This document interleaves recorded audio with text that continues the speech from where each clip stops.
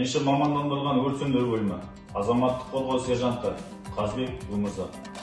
Азат елдің ар намысы ата заң. Еліне арналатын тілегішін, ей ұлым отанымның тілегісің, іргесін туған елдің тіреп тұрған қадырын ата заңның білемісің. Ешкімде мін тағалмас елдігіме, дауласып жармаспайды белдігіме. Бойында ата заңның өріліп тұр, даламның кеңдігі де, бағынған өз заңына жұмырғалам. Сондықтан күннен жерім суынбаған, қоғамның сан саласын реттейтін әрбір заң ата заңнан туындаған. Бастайтын болашаққа бақ кемені, осы жол халықтың да нақ сенері. Халқыма адалмын деп ата заңға елбасы қолын қойып ант береді.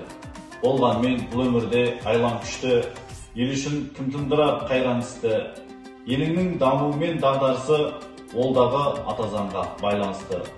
Нұр шашқан жас ұрпақтың ұғымына, тікелей әсер еткен ғұмырына, айналды ата заң мызғымайтын тәуелсіз мемлекеттің тұғырына. Авторы Айбатыр Сейітхан.